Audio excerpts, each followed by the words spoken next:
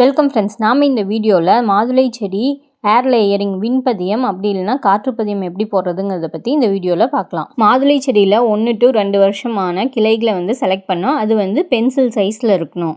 அந்த கிளைகள் 45 to 60 centimetre இருக்கணும். அந்த கிளையில் பதியம் போடுறதுக்கு 3 to 5 சென்டிமீட்டர் விட்டு 2 பக்கமும் சர்க்குலர் கட் கொடுக்கணும். அதாவது வட்டமாக சுற்றி கட் பண்ணணும். ஃபுல்லாக கட் பண்ணிடக்கூடாது. லைட்டாக ஒரு கீரல் மாதிரி தான் போட்டு விடணும். அதுக்கப்புறம் அந்த 3 to 5 சென்டிமீட்டர் உள்ள பகுதியில் உள்ள பட்டையை நீக்கணும்.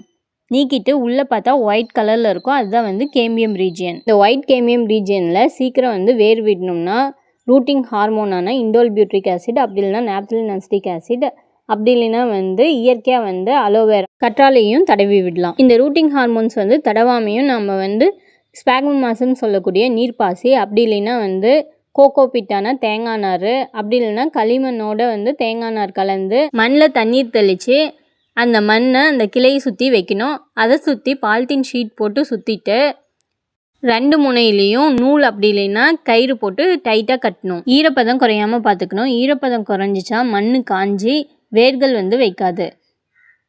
ஈரப்பதம் குறையும் போது சிரஞ்சில் தண்ணி இழுத்து சிரஞ்சு மூலிமா உள்ளே தண்ணி விடலாம். பதியம் போட்டதுலேருந்து 21 to 25 நாளுக்குள்ளே வேர்கள் முளைக்க ஆரம்பிச்சிடும். 30 to 45 நாளுக்குள்ளே பாலித்தீன் ஷீட் வழியாக பார்த்தோம்னா வெளியில் வேர் தெரியும். அதுக்கப்புறம் பதியம் போட்டோம் அதுக்கு மேல் பகுதியில் கட் பண்ணிவிட்டு கொண்டுட்டு போய் தொட்டியில் நட்டு வைக்கணும். 2 to 3 வாரம் வரைக்கும் இந்த பதியம் போட்ட தொட்டி நிழலில் தான் இருக்கணும். அதுக்கப்புறம் வெயிலில் வைக்கலாம். 1 to 1.5 மாதத்துக்குள்ளே இலைகள் வச்சு செடி கொஞ்சம் வளர ஆரம்பிச்சிடும். நன்றி.